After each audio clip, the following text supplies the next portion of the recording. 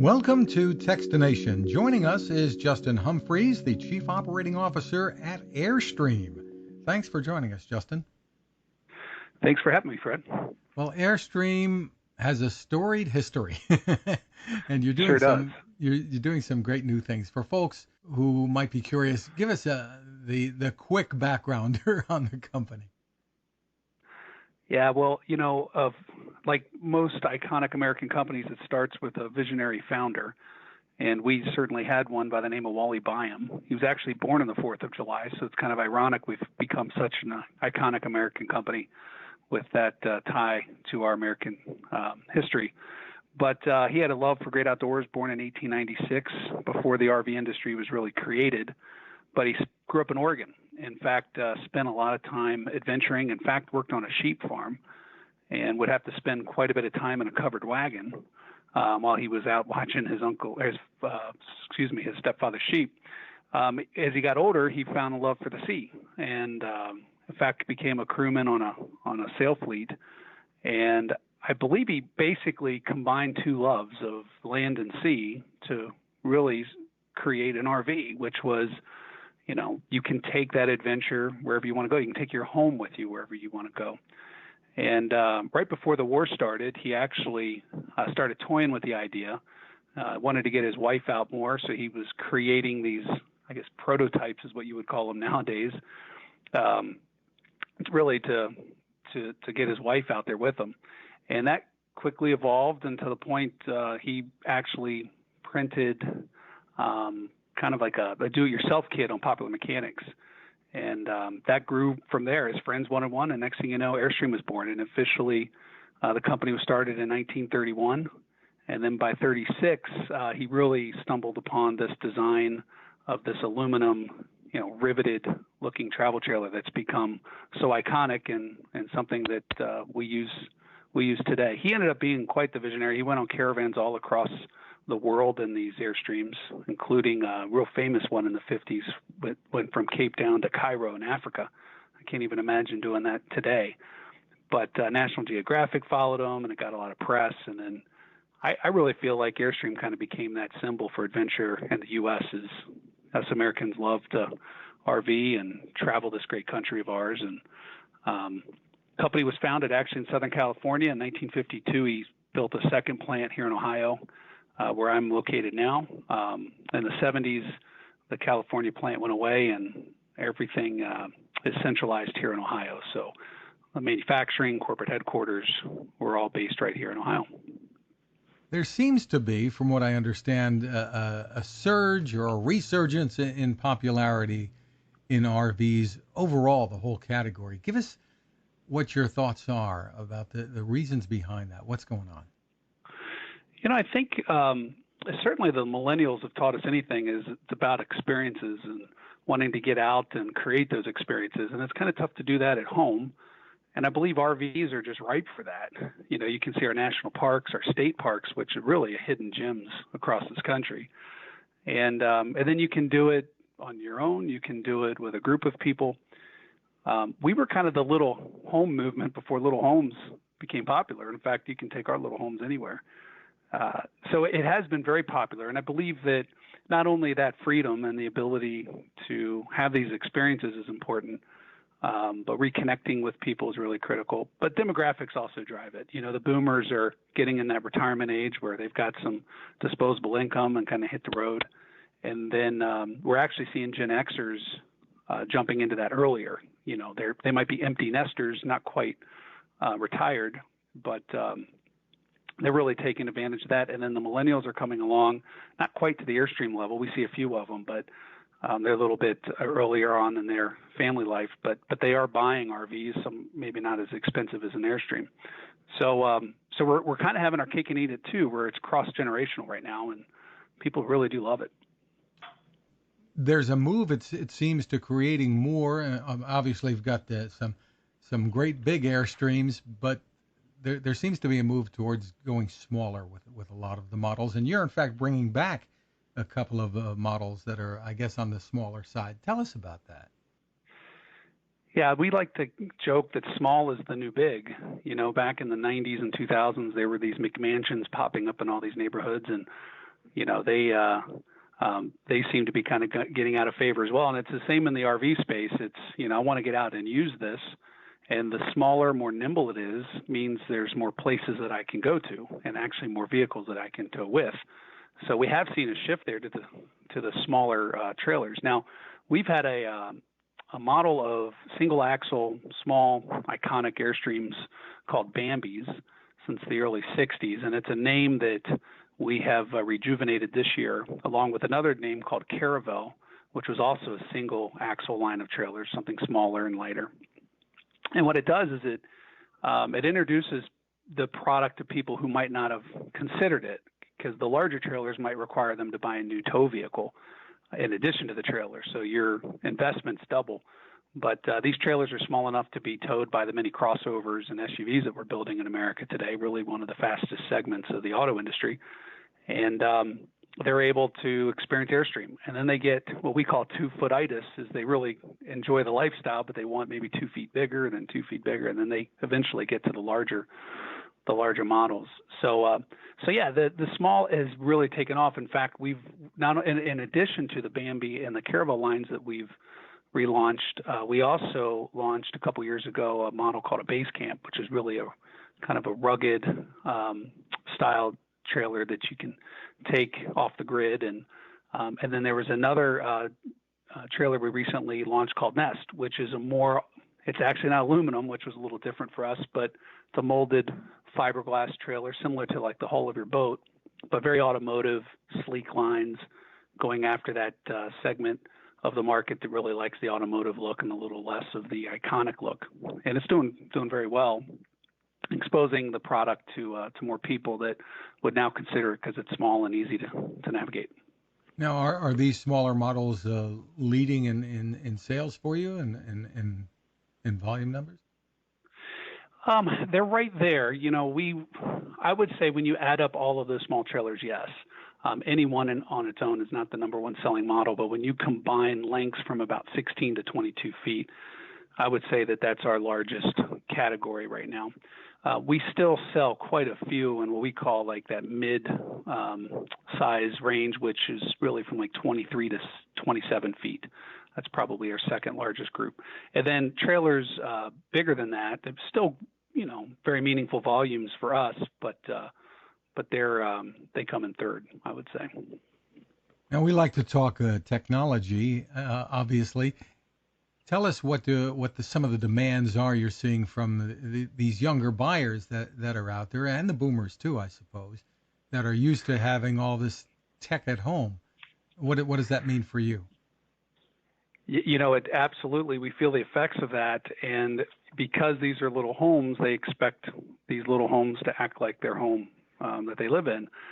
The power solutions are quite a bit different, so it takes more of an automotive type of connected solution. But what we find is the customers really want to be connected, so having access to Wi-Fi or a cell phone connection is critical. So recently we launched an aftermarket kit called Connected, and you can we've actually worked with AT&T to offer this service. You can go month to month or a year at a time, and it really helps you get connected, and potentially if you have an iPad, you can watch some entertainment, through Netflix and all of these other ways to view content online. So that's been a big pleaser for our customer base, who sometimes off the grid and these antennas can get cellular connectivity a little better than sometimes a phone would. And then the other side of connected is really that smart home, and we call that Airstream Smart. And that is both a local and a remote control feature to the vehicle, which is then talking to a cloud. But you can, if your Airstream is parked somewhere and you're getting off work, you can get on your app and you can turn on the air conditioning. You can check your tank levels. You can actually do some remote features like turn on lights or put out awnings. That is a much more detailed and more inclusive technology, but I think our customers certainly expect that. The cars are connected. You have so many devices at home that are connected. So we've put that smart technology in our most expensive travel trailer.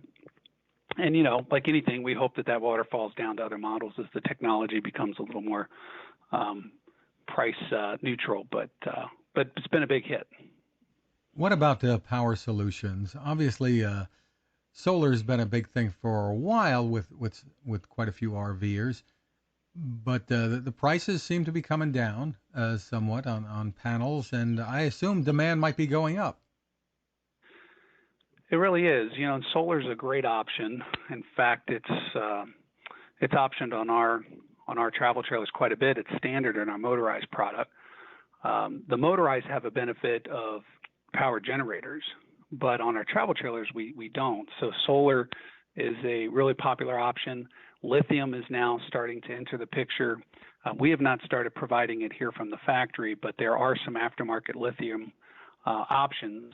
We've been really keeping our eye on lithium, and we've been testing it. It can be expensive, and lithium isn't quite as available as your standard AGM batteries. When you're on the road and you have a problem with the battery, like to have it replaced. So we're kind of measuring twice and cutting once before we go there. But we certainly see it in the industry. It gives you a little more runtime and a little more power there as well. So I would say most of our customers are really optioning out solar. If they have to have air conditioning, if they're going to really warm temperature places like the desert, they will option or at least bring along a generator that they might keep in the bed of a truck. Some of these portable generators are helpful there, but solar's really helped. AGM batteries then helped, and now lithium. It's really interesting. There's a lot of options. And what we're talking about is the ability to store the electricity from the solar panels, right? So that you have that rain or shine and at night, et cetera. Exactly. Yeah, and that solar really takes advantage of those sunny days, and the lithium for sure is really going to be the future of the battery, for at least for RVs.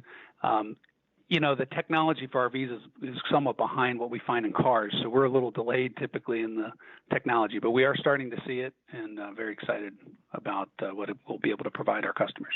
On the motorized side, tell us about some of the newer technology, and I guess some of it might be tied in with Mercedes, the technology that's designed to keep people safe on the road that we're seeing in more and more cars too.